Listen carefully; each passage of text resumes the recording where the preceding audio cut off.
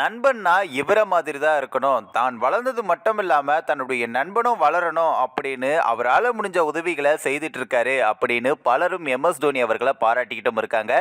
இந்த ஒரு photos, videos தான் சமூக வலைத்தளங்கள்ல வைரலா ஷேர் செய்யப்பட்டும் வருது. என்ன விஷயம் அப்படின்றத நாம இந்த ஒரு வீடியோல டீட்டெயிலா பார்க்கலாம். எம்.எஸ். தோனி அவர்கள் தொடர்ந்து இப்போ இந்த ஒரு ஐபிஎல் சீசன்ல அப்படி விளையாடுவதற்கான பயிற்சியை மேற்கொண்டு வராரு. இந்த ஃபோட்டோஸ்லாம் சமூக வலைத்தளங்கள்ல வைரலாச்சு. இத நம்ம எல்லாருமே பார்த்திருப்போம். ஆனா அதுல கவனிக்கப்பட வேண்டிய விஷயமும் ஒன்று இருக்கு. அதாவது அவருடைய பேட்ல பிரைம் ஸ்போர்ட்ஸ் அப்படின்னு சொல்லக்கூடிய இந்த ஒரு பிராண்டும் அச்சடிக்கப்பட்டிருக்கும். இந்த ஒரு பிராண்ட் வந்து பார்த்தீங்கன்னா அவருடைய நெருங்கிய நண்பருமான அவருடைய கடை தான்.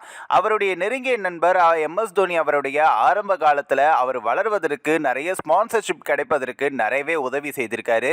ஸோ அவருடைய நண்பருடைய கடையும் வளரணும், அவருடைய நண்பரும் வளரணும் அப்படின்னு சொல்லிட்டு எம்.எஸ். தோனி அவர்கள் அவர் விளையாடக்கூடிய பேட்ல அந்த கடையினுடைய பெயரும் அச்சடிக்கப்பட்டிருக்கு.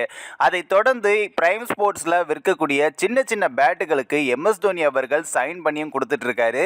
இந்த ஒரு போட்டோஸ், வீடியோஸும் சமூக வலைத்தளங்கள்ல வைரலா ஷேர் ஆகிட்டு இருக்கு. இதை பார்க்கும் பொழுது என்னதான் அவர் எவ்வளவு தூரம் வளர்ந்திருந்தாலும் தன்னுடைய நண்பன் வளரணும் அப்படின்னு சொல்லிட்டு அவரால் முடிஞ்ச ஹெல்ப்பை தொடர்ந்து பண்ணிக்கிட்டு இருக்காரு.